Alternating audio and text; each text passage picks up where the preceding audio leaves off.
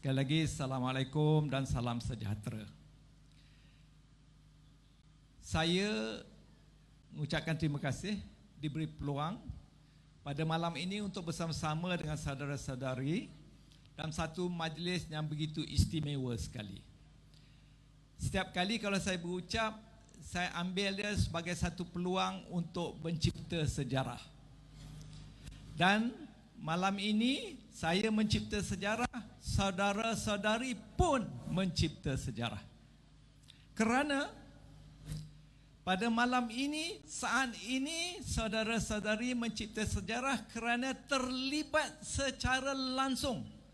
Sama ada secara fizikal di sini ataupun di dalam streamline, Facebook Face dan sebagainya.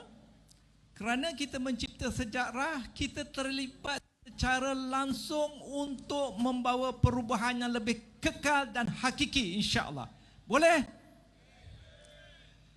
Tahniah dan syabas. Petang tadi saya dalam perjalanan ke sini daripada Kuala Lumpur. Saya buka Waze mencadangkan untuk saya mengikut lebuh raya Kajang Seremban.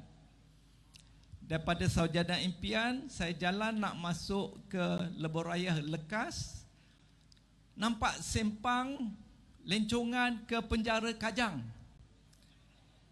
Saya tanya isteri saya, nak singgah melawat tak banduan baru tu? Lepas tu kita fikir-fikir, nak masuk tak masuk, kita cek, oh tak boleh ziarah banduan itu kerana di luar waktu lawatan. Biarlah dia di situ, biarlah dia, kita harapkan dia insaf, seinsaf-insafnya. Kerana dia telah menyusahkan rakyat secara berterusan bertahun-tahun. Setuju? Itu dia. Kita telah mencipta sejarah. Jangan lupa tu.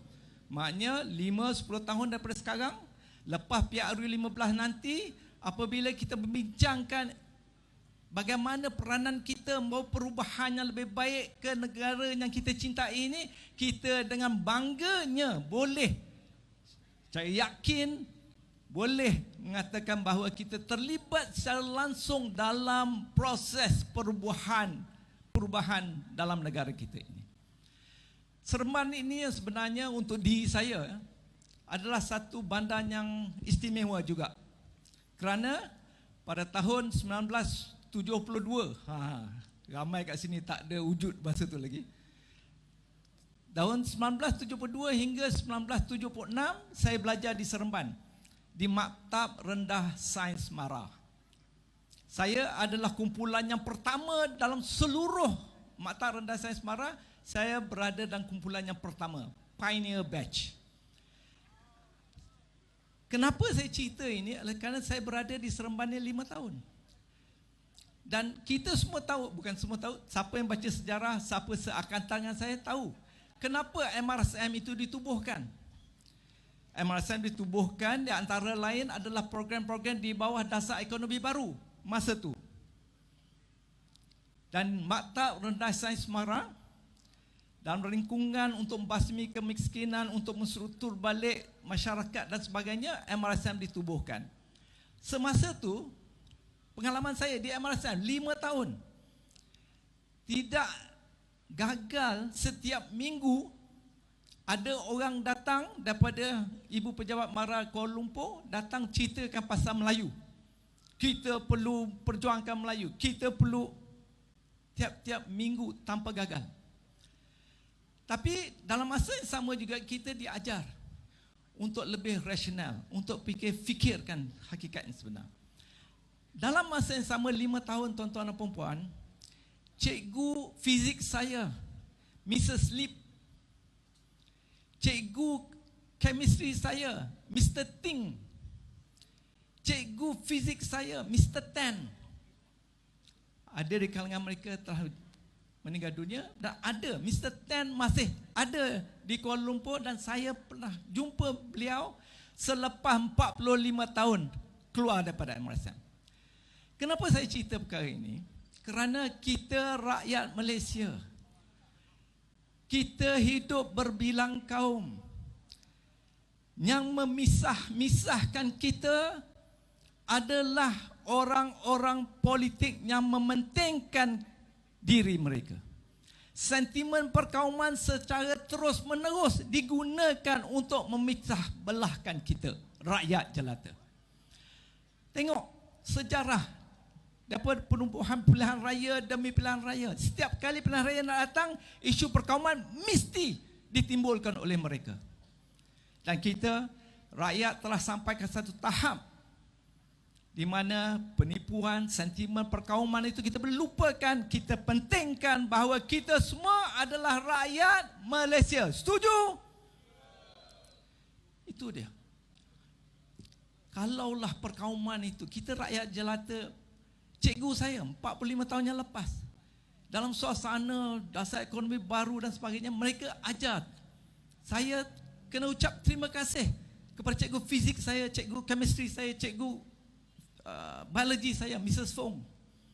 Telah mengajar saya sehingga saya dapat belajar ke luar negara, balik sebagai jurutera dan sebagainya. Saya ucapkan terima kasih. Itu sebabnya, jangan sekali-kali kita terus ditipukan dengan sentimen perkauman yang sempit oleh politician yang mementingkan diri mereka.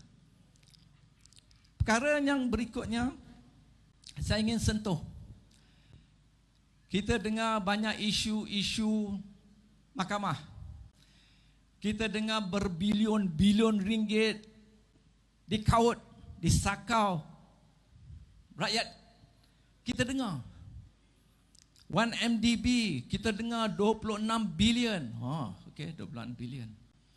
Kita dengar ada orang tu baru masuk di penjara oleh kerana penipuan money laundering 42 juta. Kita dengar berjuta ringgit. Pernah tak kita fikirkan baru-baru ni Menteri Keuangan telah mengatakan, telah melaporkan Malaysia sekarang ni berhutang sebanyak 1.3 trilion ringgit. Dah juta, bilion, sekarang trilion pula. 1.36 trilion negara kita sedang berhutang sekarang ni. Juta, bilion pun kita telah gambarkan. Sekarang trilion lah. Hakikatnya apa besarnya 1.3 trilion ni tuan-tuan dan puan-puan.